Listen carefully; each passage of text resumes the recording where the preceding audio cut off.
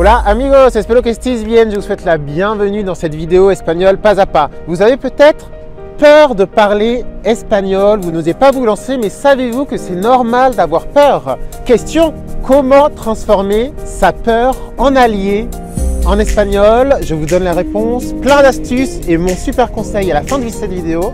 Mais c'est juste après ça.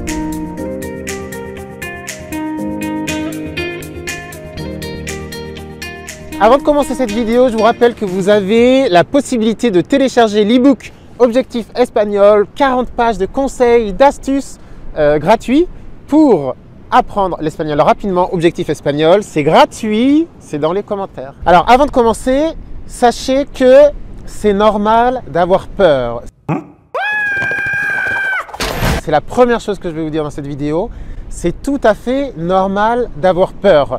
On a tous peur de quelque chose, on a tous eu peur en espagnol au moment de se lancer. Donc si vous ressentez une appréhension, si vous ressentez de la peur quand vous apprenez l'espagnol et quand vous devez pratiquer, dites-vous que c'est normal. Tout d'abord, ne culpabilisez pas, ne vous culpabilisez pas, c'est tout à fait normal de ressentir cette peur. Après, le problème, c'est lorsque cette peur vous paralyse et qu'elle vous empêche d'avancer. Non, cette peur doit être votre allié. Et on va voir comment transformer cette peur qui vous paralyse en peur qui va devenir votre allié pour tout défoncer en espagnol.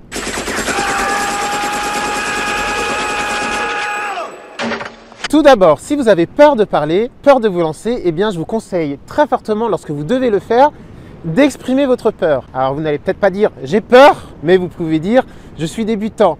J'ai pas l'habitude de parler. Soy principiante. No hablo muy bien. N'hésitez pas à exprimer votre peur à votre interlocuteur. Il va vous accueillir, il va vous accompagner. Une chose que vous devez savoir aussi, la peur, en fait, c'est quelque chose de très positif parce que la peur, c'est ce qui nous permet tout d'abord de survivre, c'est ce qui nous permet d'éviter des dangers. Et en espagnol, la peur va vous permettre d'anticiper et de mieux vous préparer. Parfait. Je suis bien chaud là.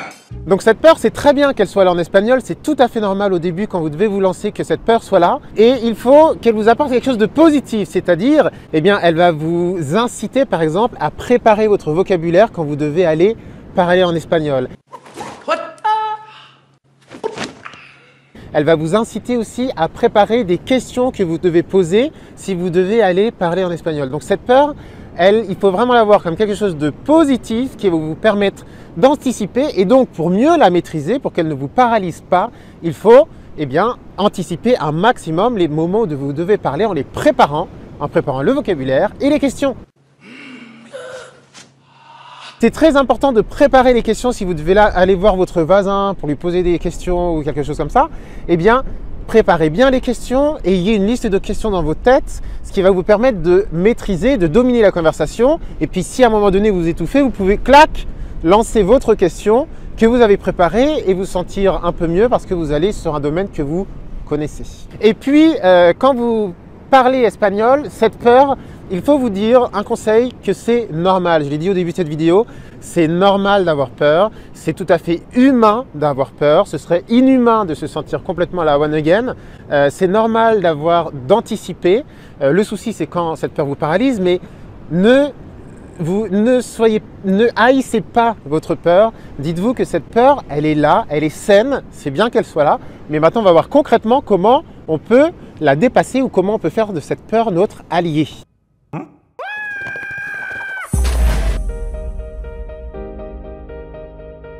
Concrètement, comment dépasser votre peur? Eh bien, tout d'abord en mettant des étapes dans votre apprentissage. N'hésitez pas, il faut toujours avoir un calendrier à l'année, au mois, par semaine, des étapes que vous devez faire en espagnol. Ça va vous permettre de baliser les choses, de vous rassurer. Et puis, si vous avez une étape qui va arriver, par exemple un entretien d'embauche en espagnol, ça fait peur, eh bien, mettez-vous des étapes préliminaires. Faire un faux entretien d'embauche ou bien aller dans une boîte qui ne vous intéresse pas du tout et faites un examen, un entretien d'embauche en sachant que vous ne voulez pas le travail. Faites des étapes réalisables qui vont vous permettre d'aller petit à petit vers cette étape ultime qui vous fait un peu peur. Et puis si la pratique vous fait peur, eh bien il faut trouver quelqu'un avec qui pratiquer, il faut trouver un partenaire linguistique. Le partenaire linguistique, ça va être votre compagnon qui va vous permettre de vous désensibiliser à la peur de parler espagnol. Vous avez peut-être peur de parler à un partenaire linguistique déjà, donc si c'est le cas, eh bien, il suffit de passer par l'écrit, d'expliquer par l'écrit que vous avez peut-être des appréhensions à parler espagnol, et puis avec lui, vous allez vous désensibiliser, et vous allez vous sentir à l'aise, voir que vous pouvez parler espagnol, et puis petit à petit, passer des étapes, parler en groupe, avec un groupe d'amis, et puis parler avec des inconnus enfin. Un autre conseil pour un peu maîtriser votre peur, eh bien, il faut faire deux choses. Première chose, il faut vous projeter. Projetez-vous dans la situation en vivant, donc en ressentant cette peur, mais en vous voyant faire l'action. Du coup, vous allez un peu vous familiariser avec cette situation et vous apercevoir que ce n'est pas si dramatique et qu'elle peut bien se passer. Visualisez-vous de manière positive dans la situation qui vous fait peur. Et deuxième chose, eh bien, préparez les choses chez vous à voix haute. Vous avez le droit de faire des blancs, des examens blancs, des entretiens blancs. Vous avez le droit de faire tout cela.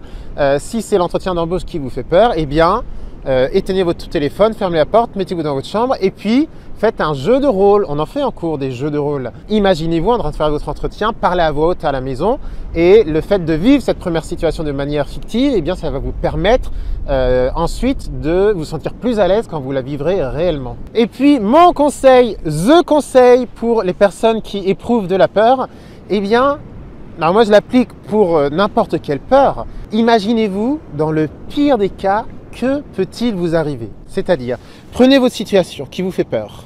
Parler espagnol, l'entretien d'embauche en espagnol, la belle famille en espagnol, rencontrer la belle famille en espagnol. Cette situation qui vous fait peur. Cette fois-ci, imaginez-vous dans le pire des cas. Que peut-il se passer dans le pire des cas? Entretien d'embauche, par exemple, vous ne comprenez pas ce qu'on vous dit. Dans le pire des cas, ça m'est arrivé. Entretien d'embauche en espagnol, j'avais 19 ans, je ne comprenais pas ce qu'on me disait. La personne m'a dit les horaires, j'ai pas compris. Elle m'a demandé de partir. Eh oui. Imaginez-vous dans le pire des cas, que peut-il vous arriver?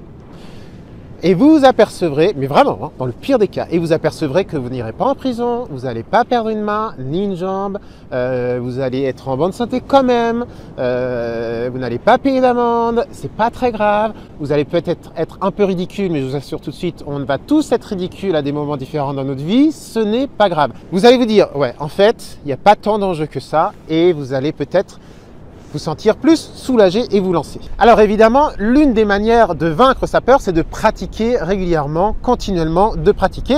Par exemple, c'est ce que je vous propose de faire avec l'abonnement Pas à Pas.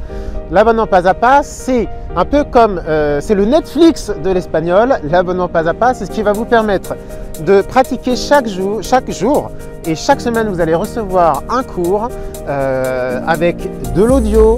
Je vais vous demander d'écrire en espagnol, je vous corrigerai, je vous demanderai de faire des messages vocaux en espagnol, je vous répondrai oralement. Et donc, cette manière de pratiquer chaque semaine l'espagnol et d'apprendre des choses nouvelles, c'est une manière aussi de vaincre sa peur et de se désensibiliser. Donc n'hésitez pas, abonnement Pas à Pas, le lien se trouve dans les commentaires de cette vidéo. Yo ahora estoy en una ciudad cerca de Barcelona. Estoy en una playa totalmente desierta. Estoy solo porque es el lunes y además hay un confinamiento perimetral en Cataluña. Significa que cada uno se queda en su ciudad, más o menos. Y en mi ciudad no hay mucha gente que va a la playa el lunes, ¿no? Entonces, aquí estamos con el señor Floppy, que pasea por la playa conmigo. Muy bien, pues os dejo, amigos. Aïe, j'ai oublié les devoirs. Et alors aujourd'hui, vous avez des devoirs un peu spéciaux.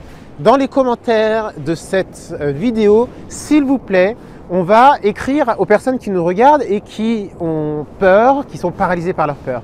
S'il vous plaît, donnez soit votre conseil pour vaincre la peur de parler espagnol, ou soit témoignez vous-même d'un moment de votre apprentissage dans lequel vous avez eu peur, vous êtes lancé et finalement ça s'est bien passé. Perfecto, guapos, pues os dejo. Floppy ha venido para despedirse. ¿Qué pasa? ¿Qué te pasa? Floppy ha venido para despedirse, para desearos unas buenas noches, un buen día, un buen fin de semana, que os vaya todo muy bien. Estamos en contacto, quiere irse a pasear. Estamos en contacto, que os vaya Todo muy bien, vamos Floppy. Allez, vamos. Hasta luego.